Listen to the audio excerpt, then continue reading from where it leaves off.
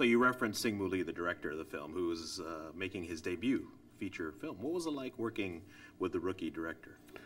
Well, he was very specific, which I loved, and very helpful in creating this magical world for me, because a lot of it was green screen.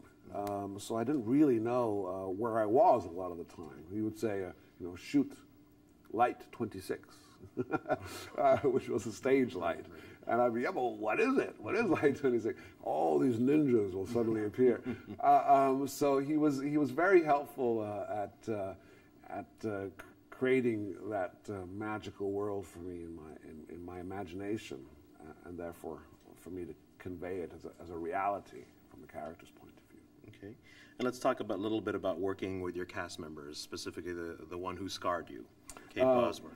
Kate Bosworth is responsible for scarring me, and she's like this wild desert flower for the Colonel, and he's romantically obsessed, and as Danny Huston working with Kate, she was just such a trooper with the action sequences, these sword sequences that we have, where a certain amount of trust is necessary, and we were very excited to be able to do a lot of the stunts together as actors. And yes, you need a stuntman every now and again to make your work really soar, but I would say about 90% of the action sequences belong to us, both Kate and I. Right. And also making his debut, at this time, you know, in a non-Asian language film, is the Jang Dong-gun, who plays Yang.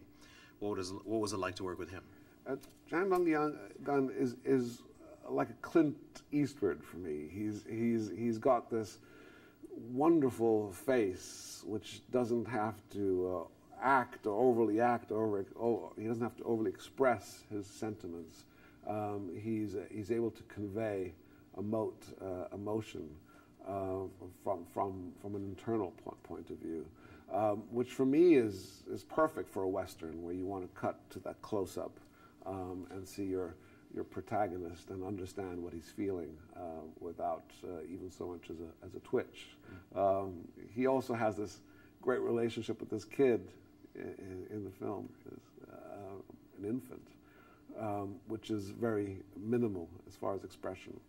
And in a way, actors are all sort of tinkers, gypsies, and we all come from God knows where. I certainly don't know where I come from. So working with somebody who belongs to another world, in a sense, is always exciting. And the common ground is the acting. And when he would do something that was kind of cool, or I would, there'd be this look between us, and that brought me very close to him as a person. You described your characters, the Colonels, becoming delicious. Is it more fun to play a villain? Well, you know, villains are something that you can really kind of chew on. And it's fun to take a scalpel out and prod them and see where it is that they feel.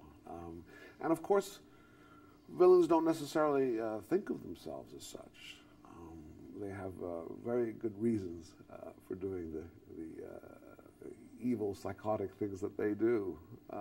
So it's always fun, and they're always complex.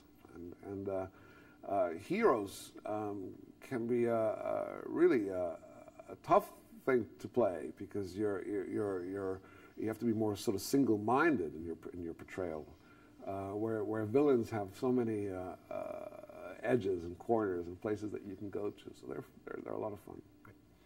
Thank you so much. You're welcome. Great meeting you. Good meeting you. Thank you. Thank you. Thank you, guys. Good meeting you again. Again.